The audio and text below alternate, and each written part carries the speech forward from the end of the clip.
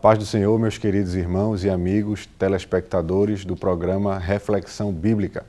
Agradeço a Deus por essa grande oportunidade que Ele me dá de estar aqui com os irmãos para juntos meditarmos um pouco a respeito da palavra do Senhor. Quero estender minha gratidão ao pastor presidente desta igreja, pastor Ailton José Alves, por essa oportunidade também confiada a mim.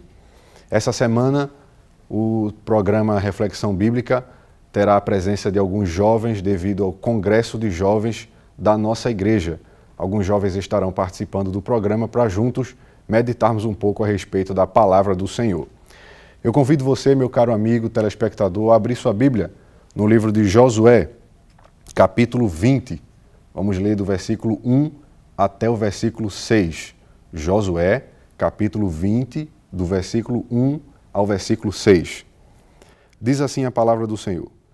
Falou mais o Senhor a Josué, dizendo: Fala aos filhos de Israel, dizendo: Apartai para vós as cidades de refúgio, e de que vos falei pelo ministério de Moisés, para que fuja para ali o homicida, que matar alguma pessoa por erro e não com intento, para que vos seja um refúgio do vingador de sangue. E, fugindo para alguma daquelas cidades, por-se-á a porta da cidade, e proporá as suas palavras perante os ouvidos dos anciãos da tal cidade. Então, tomarão consigo na cidade e lhe darão lugar, para que habite com eles. E, se o vingador do sangue o seguir, não entregarão na sua mão o homicida, porquanto não feriu a seu próximo com intento, e o não aborrecia dantes. E habitará na mesma cidade, até que se ponha a juízo perante a congregação, até que morra o sumo sacerdote que houver naqueles dias. Então, o homicida voltará e virá à sua cidade e à sua casa, a cidade de onde fugiu. Esse texto bastante interessante da palavra de Deus fala a respeito das cidades de refúgio, a qual Deus falou a respeito de Moisés. Deus já havia falado a Moisés que instituísse as cidades de refúgio, e agora, no final do livro de Josué, quando este se prepara para repartir a herança, que são as terras, Deus relembra a ele a promessa que havia feito através de Josué. Eu aprendo a primeira grande lição desse texto, é que o nosso Deus é um Deus que cumpre com a palavra que ele fala. Deus havia falado por intermédio de Moisés, para que se separassem as cidades de refúgio. Moisés estava morto, a geração de Moisés estava praticamente morta, mas o Deus da promessa estava vivo. Isaías diz em seu livro que a palavra de Deus subsiste eternamente. A primeira grande lição que podemos aprender desse texto é que a promessa de Deus está de pé na minha e na sua vida. As cidades de refúgio estão carregadas de um significado muito grande para a nossa vida espiritual. A primeira coisa que podemos aprender destes significados espirituais é que a cidade de refúgio é um tipo de Cristo. Jesus é a nossa cidade de refúgio. No Salmo de número 46, versículo 1, a palavra de Deus nos diz que Deus é o nosso refúgio e fortaleza. Socorro bem presente na hora da angústia. Jesus é Deus, da mesma natureza de Deus. Portanto, o que se aplica do Salmo 46, o verso 1, se aplica a Jesus como Deus. Jesus é o nosso refúgio e fortaleza. O homicida que matava sem intento de matar, somos nós, pecadores. Sou eu e é você. E o que eu acho interessante desta ilustração é que o homicida da cidade de refúgio, ele matava sem a intenção de matar. No livro de Tiago, capítulo 1, versículo 14, a palavra de Deus nos diz que nós somos atraídos e nós somos engodados por nossas próprias concupiscências. Concupiscências essas que são os desejos desenfreados da carne. Ou seja, nós caímos numa armadilha do diabo quando nós somos atraídos para o pecado e perdemos o medo de pecar. Mesmo que nós pequemos, sendo atraídos para uma armadilha, isso não nos isenta de sermos pecadores. Da mesma forma que o homicida matava sem intenção, mas continuava sendo considerado homicida, o pecador que cai na armadilha do diabo não deixa de ser pecador por conta disso. Continua sendo pecador. Não é o fato de termos caído numa armadilha ou não que nos isenta do nosso pecado. Continuamos sendo pecadores. O vingador de sangue é o diabo, que vem nos perseguir, vem nos oprimir, vem nos deixar num beco sem saída. A palavra de Deus é bem clara quando diz que o vingador de sangue perseguia para matar o homicida. O diabo também tem por objetivo matar a todos aqueles que estão debaixo do seu domínio. O objetivo final do diabo é matar, para tirar toda a esperança do pecador. Porque depois da morte não há uma segunda chance. Todas as chances que Deus dá ao pecador, dá em vida. Depois da morte, segue-se ao juízo, como diz a palavra do Senhor. É interessante notar que mesmo no período da lei, as cidades-refúgio aparecem como uma manifestação da misericórdia de Deus na vida do homem. Deus é um Deus de amor, Deus é um Deus misericordioso. E a cidade-refúgio é a prova disso. Jesus nunca iria permitir que o pecador ficasse num beco sem saída. Jesus nunca iria permitir que um pecador não tivesse opções. Jesus é a nossa opção. Jesus é a nossa cidade-refúgio. Há alguns elementos da cidade-refúgio que vale a pena a gente meditar. O primeiro elemento da cidade-refúgio é que ela ficava próxima às tribos de Israel. De sorte que, se algum homicida quisesse fugir para a cidade-refúgio, ele não demoraria muito para chegar lá. É interessante porque no texto de Lucas, capítulo 23, versículo 43, a palavra de Deus diz que, no diálogo de Jesus com o ladrão da cruz, ele diz ao ladrão: ainda hoje estarás comigo no paraíso. Ou seja, a obra salvadora de Jesus está bem próximo de nós.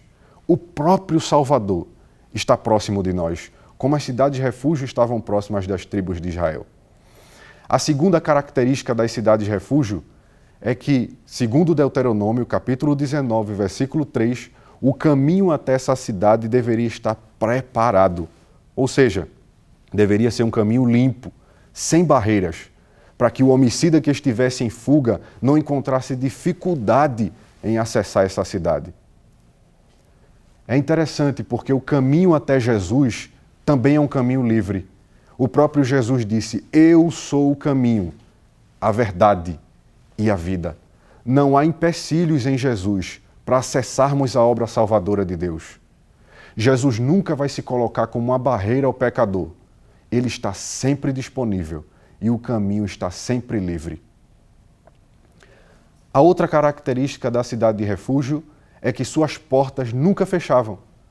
Isto porque algum homicida poderia querer acessar a cidade durante a noite, durante a madrugada ou de manhã cedo, e se ele encontrasse as portas da cidade fechadas, ele poderia sentir alguma dificuldade e ser alcançado pelo vingador de sangue. Da mesma forma é Jesus. As portas nunca estão fechadas para quem quer que seja. Jesus nunca está indisponível para o homem. Ele mesmo diz no Evangelho de João que ele é a porta. Jesus nunca vai virar as costas para ninguém. Jesus nunca vai tampar os ouvidos para ninguém. As portas da salvação, meu caro ouvinte, estão abertas. Quando nos deparamos com o versículo 7 do capítulo 20, nós começamos a ver o nome e a localização das cidades de refúgio. E medite comigo neste momento a respeito de cada uma delas. A primeira cidade de refúgio é Quedes, seguindo a ordem do versículo 7. Quedes significa santo. Podemos entender, portanto, que Jesus, como nossa cidade de refúgio, é um refúgio para todo pecador. Na primeira epístola de João, capítulo 1, versículo 7, a palavra de Deus diz que o sangue de Jesus Cristo, seu Filho, nos purifica de todo pecado. Jesus quer nos purificar dos nossos pecados. O sangue de Jesus quer nos lavar das nossas iniquidades. Quedes é o refúgio para aqueles que se sentem impuros. Quedes é o refúgio para os pecadores. Jesus tem poder de purificar e perdoar todos os pecados. A segunda cidade de refúgio é Siquém, que significa ombro. Ou seja, Jesus é o refúgio para os cansados. Em Lucas capítulo 15, versículo 5, na parábola da ovelha perdida, quando o pastor encontra a ovelha perdida, ele a coloca nos ombros e leva de volta para o redil. Jesus é o ombro que você precisa. Jesus é este apoio que você necessita para sair desta situação de pecado. Às vezes o inimigo quer colocar na sua mente que você não tem condições alguma de acessar esta obra salvadora de Deus. Mas neste momento o Espírito Santo está falando ao teu coração através da palavra. Jesus é o ombro que você precisa. A terceira cidade de refúgio é Bezé, que significa fortaleza. Ou seja, Jesus é o refúgio para os fracos. Existe algo que o inimigo gosta muito de convencer o pecador. É que ele não tem força para acessar a obra salvadora de Deus. Ele não tem força para ir até Jesus. Só que tomando como base esta grande lição da cidade de refúgio, nós vemos que Jesus é a força. Não há força em você mesmo para acessar Jesus. Não há força em você mesmo para alcançar esta salvação. Jesus é o braço forte que vai ao teu encontro com a salvação que Deus tem para você. Esta cidade de refúgio é o grande símbolo de que Jesus está pronto para estender suas poderosas mãos, arrancar você deste charco de lodo e tirar você desta situação em que você não encontra forças para sair. Não coloque isso como um obstáculo. Como já dissemos no início, não existe barreiras que impeçam você de acessar essa obra salvadora. Não é a sua fraqueza que vai impedir você de receber a salvação em Cristo Jesus. O próprio Jesus é a força que você precisa para se apropriar desta salvação. A quarta cidade de refúgio é Ramote, que significa altura ou exaltado. O pecado sempre traz consequências sérias para a vida do homem. E uma grande consequência do pecado é que ele retira do homem toda a honra que ele pode ter. Talvez eu esteja falando para pessoas que não são mais consideradas dentro de sua própria família. Talvez não tenha mais a consideração dos seus amigos ou vizinhos. Mas existe uma boa notícia para o teu coração neste dia. Jesus é a honra que você precisa. Na parábola do filho pródigo, quando o pai se reencontra com o filho, ele pega um anel e pede para que se coloque no dedo do filho. Este anel é símbolo de honra. Jesus está pronto para devolver a honra que o pecado tirou de você. Jesus está pronto para devolver a sua honra dentro do seu lar. Jesus está pronto para devolver a sua honra dentro da sua casa, na sua rua, entre os seus amigos, entre aqueles que te conhecem. Você sozinho não consegue essa honra de volta. Esta honra é uma dádiva da obra salvadora que existe em Jesus. Jesus quer devolver a honra que um dia o inimigo tirou de você. A quinta cidade, refúgio, é Golã, que significa gozo ou exultação. É interessante notar que o pecado sempre traz consigo uma carga de tristeza. Ninguém fica regozijado com o pecado. Ninguém fica satisfeito com o pecado. Ninguém fica saltitando de alegria com o pecado. O pecado sempre rouba do homem a sua capacidade em se alegrar. E é claro que para que a gente não perceba isso, o diabo ele acaba construindo uma falsa alegria em torno de nós. É como se fosse um castelo de areia. Logo, logo vai se dissipar. A falsa alegria que o mundo tem para te oferecer pode ser facilmente quebrada com uma notícia ruim que aparece. E logo a angústia se apropria do seu coração.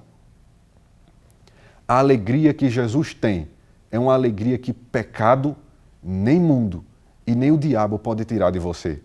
Jesus tem alegria verdadeira para o teu coração. A palavra de Deus diz que a alegria do Senhor é a nossa força. A alegria do Senhor nos fortalece.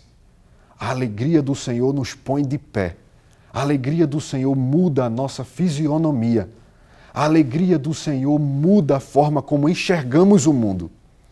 Jesus quer transformar a tua vida. E a primeira coisa que Ele quer fazer é devolver este sentimento maravilhoso ao teu coração. Quer devolver a você a alegria que um dia o pecado tirou.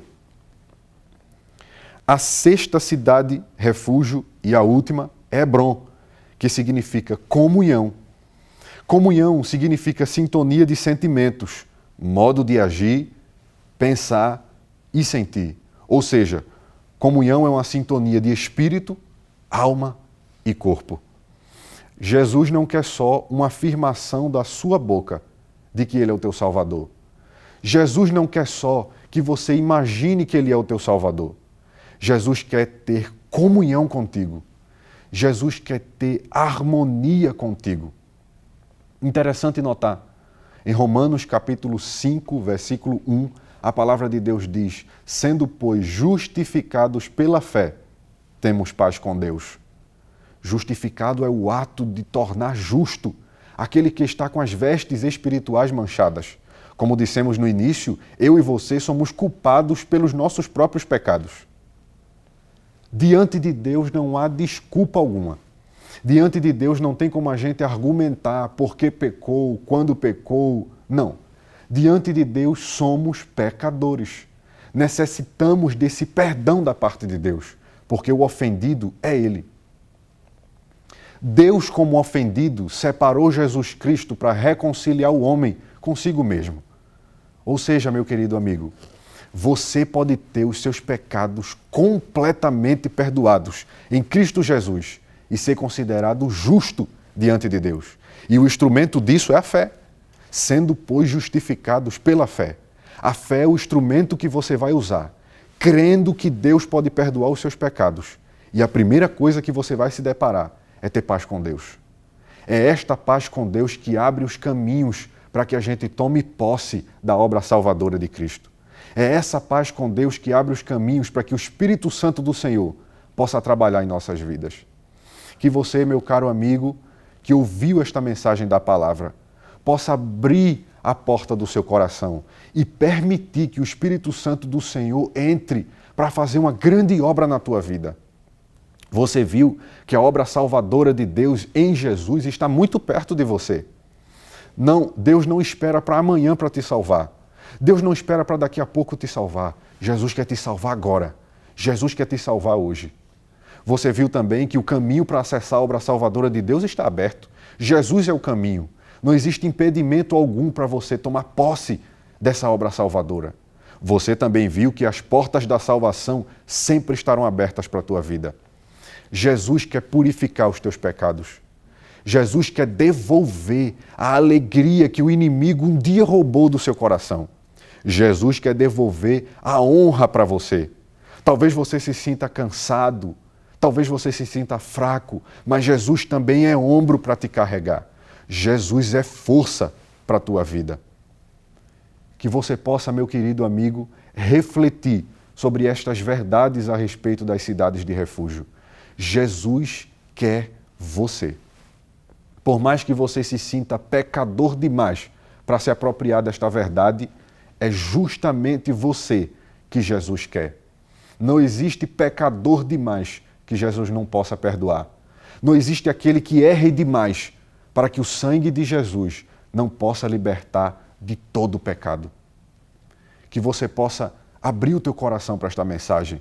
Que você possa deixar de lado todo o empecilho que o inimigo coloca no nosso coração. Que você possa deixar de lado o medo e que você possa se apropriar desta verdade. Interessante é que o pecador ou o homicida ficava na cidade de refúgio até a morte do sumo sacerdote daquela cidade. Jesus é nosso sumo sacerdote e ele já morreu. O apóstolo Paulo diz em 1 Coríntios capítulo 15, versículo 3, que Jesus Cristo morreu por nossos pecados segundo as Escrituras. Jesus já morreu. E quando o sumo sacerdote morria, o homicida poderia sair da cidade e andar livremente sem a culpa daquele homicídio. É justamente isso que Jesus quer fazer na tua vida. Ele quer tirar a culpa do pecado do teu coração. É algo que nenhum homem pode fazer por você. Só Jesus pode libertá-lo do peso desta culpa. Só Jesus pode ir ao teu encontro e tirar este fardo pesado das tuas costas. Permita que Jesus entre. Permita que Jesus faça a obra. Permita que o Espírito Santo do Senhor trabalhe no teu coração. Jesus quer salvar você. Jesus quer tirar você desta realidade. Que você possa se apropriar destas verdades sagradas. Que você possa se apropriar de Jesus como a tua cidade refúgio. Você não precisa ser esmagado pelo diabo. Você não precisa abrir mão da sua vida para o vingador de sangue. Você tem uma cidade refúgio para se abrigar. Refúgio significa abrigo contra o perigo. Jesus é o teu abrigo. Jesus é aquela saída que homem nenhum pode trazer para você. Jesus é aquele caminho que ninguém pode criar para você. Se aproprie disto. Corra com muita pressa para a cidade refúgio que se chama Jesus Cristo. Ele quer perdoar os teus pecados. Ele quer trazer vida nova para você. Imagine a alegria que tinha aquele homicida quando ele saía das portas da cidade sem ter mais aquela culpa do homicídio que cometeu. É vida nova. A palavra de Deus diz que ele voltava para a sua cidade e para a sua casa. Ele tinha de volta aquilo que ele havia perdido. Jesus quer devolver aquilo que você perdeu. E eu sei que você perdeu muita coisa. Eu sei que o pecado e o inimigo das nossas almas já tirou muita coisa da tua vida. Mas ele ainda não tirou aquilo que tem de mais precioso, que é a oportunidade que você está tendo neste momento de entregar a tua vida para Jesus. Não espere. A obra salvadora de Cristo é agora. Que você possa meditar naquilo que fora falado a você neste momento, através da mensagem da palavra de Deus. Que você possa abrir as portas do seu coração. Que você possa, neste momento, onde você estiver, aceitar a Jesus como único e suficiente Salvador. Tomar posse desta verdade que o Espírito Santo do Senhor separou para dizer para você neste momento em que você está ouvindo esta palavra. Que você possa entregar sua vida por inteiro a Deus e veja o que Ele pode fazer com você e através de você. Eu quero orar pela tua vida. Eu quero te apresentar a Deus, você que talvez ainda não fez a sua decisão, ou você que seja lá onde estiver, aceitou a Jesus como o seu único e suficiente Salvador.